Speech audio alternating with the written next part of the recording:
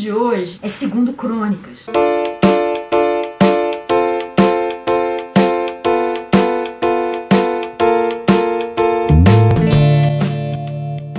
Como a gente viu no vídeo anterior, esse livro forma um só com 1 Crônicas. E os dois foram escritos depois do exílio na Babilônia para dar uma sacudida nos judeus que haviam voltado do cativeiro, mostrando que Deus é o Senhor da história, Ele cumpre as promessas que faz para aqueles que o obedecem e servem. Os dois livros se concentram na linhagem de Davi e não falam nada a respeito dos reis de Israel, que era o reino do norte. O tema desse livro são as coisas omitidas no reino de Judá. Seu autor provavelmente foi o sacerdote Esdras, e ele foi escrito por volta de 450 a.C., depois da volta do cativeiro para Jerusalém. O nome no hebraico é Dibrei Ayamim, acontecimentos dos dias, e no grego é Paralipomeno, coisas omitidas. Esse segundo livro conta histórias que vão do reinado de Salomão até o retorno do cativeiro. O verso-chave do livro, que resume a sua essência, está no capítulo 7, verso 14. Se o meu povo, que se chama pelo meu nome, se humilhar, orar, buscar a minha face e se afastar dos seus maus caminhos, dos céus o ouvirei, perdoarei o seu pecado e curarei a sua terra. Que divisões existem aí? Eu coloquei 3. A primeira é a história de Salomão, vai do capítulo 1 até o capítulo 9. A segunda já é a história dos reis de Judá, vai do capítulo 10 até o capítulo 35. E a terceira, que é só o capítulo 36, é a história do cativeiro. E a gente também pode ver Jesus nesse livro, principalmente na pessoa de Salomão, o rei pacífico. Está lá no capítulo 1, verso 1. Salomão, filho de Davi, estabeleceu-se com firmeza em seu reino, pois o Senhor, o seu Deus, estava com ele e o tornou muito poderoso. Da mesma forma que Jesus, sobre quem o Espírito de Deus estava, como fala lá em Isaías 61, e realizou poderosamente as obras e a vontade de Deus. E a gente pode extrair lições? Pode. As duas que eu separei têm respeito com batalhas travadas por 2 reis que foram bons reis, que andaram no caminho de Deus. A primeira está no capítulo 20 e narra a história de 3 reinos que se uniram contra Judá. Os Moabitas, os Amonitas e alguns dos Meunitas se uniram. Os Amonitas e os Moabitas eram povos vizinhos, meio parentes dos israelitas, porque eram descendentes de Ló, sobrinho de Abraão. E quando eles reuniram um exército muito poderoso do lado de fora de Jerusalém, sabe o que o rei Josafá fez? Ele foi para o templo e ele orou. No capítulo 20, a partir do verso 5, mostra a oração que ele fez. Ele se humilhou diante de Deus, falou que não tinha condição de vencer, que confiava totalmente no que Deus pudesse fazer por eles, e ele termina a oração dizendo assim: não sabemos o que fazer, mas os nossos olhos se voltam para ti.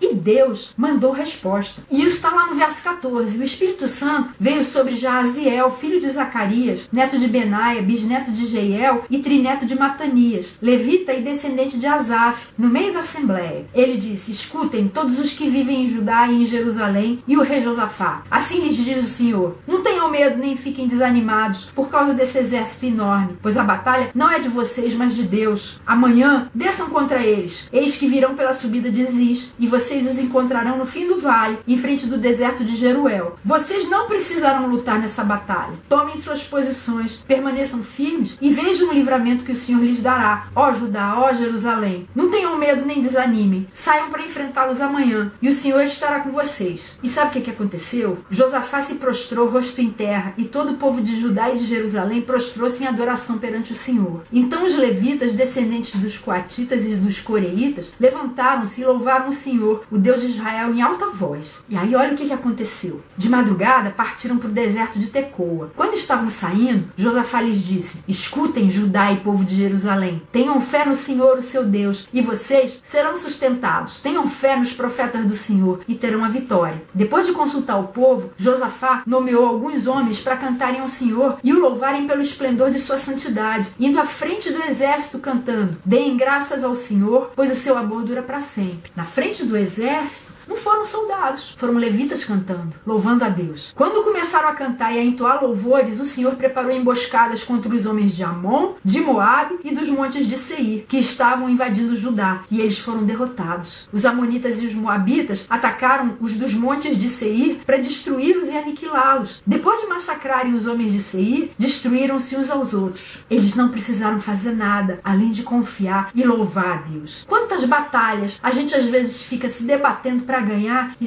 que a gente só precisa é ouvir a estratégia de Deus e louvá-lo, porque a guerra é dele. Muitas vezes não é nossa, mas é dele. E a segunda lição está numa outra batalha, travada por Ezequias. A Assíria, que na época era o maior império militar e que foi responsável pela destruição do Reino do Norte, de Israel, havia chegado às portas de Jerusalém, também querendo invadir a cidade. Lá no capítulo 32, conta a história de que Senaqueribe, além de estar cercando a cidade, começou a falar bem alto na língua deles para provocar. E ele ficou falando contra Ezequias e contra o Deus deles, dizendo que os deuses das outras nações não foram capazes de livrar os outros povos das mãos dos assírios, e que Ezequias estava enganando o povo, dizendo para confiar no Senhor, porque o Senhor também não iria livrá-los. Senaqueribe mandou uma carta. E o que Ezequias fez? Pegou aquela carta e levou para o templo e apresentou a Deus. E olha a estratégia que Deus deu no capítulo 32, a partir do verso 20. Por tudo isso, o rei Ezequias e o profeta Isaías, filho de Amós, clamaram em oração aos céus. E o Senhor enviou um anjo que matou todos os homens de combate e todos os líderes e oficiais no acampamento do rei assírio, de forma que este se retirou envergonhado para sua terra. E certo dia, ao entrar no templo do seu Deus, alguns dos seus filhos o mataram à espada. Deus também livrou Jerusalém e Judá no reinado de Ezequias, porque da mesma forma que Josafá, Ezequias escolheu confiar em Deus e colocar nele toda a sua esperança. E Deus nunca decepciona aqueles que esperam nele. Esse foi o resuminho de 2 Crônicas. Na semana que vem, a gente vai ver o livro de Esdras, que conta a história do povo que voltou do cativeiro para reconstruir Jerusalém.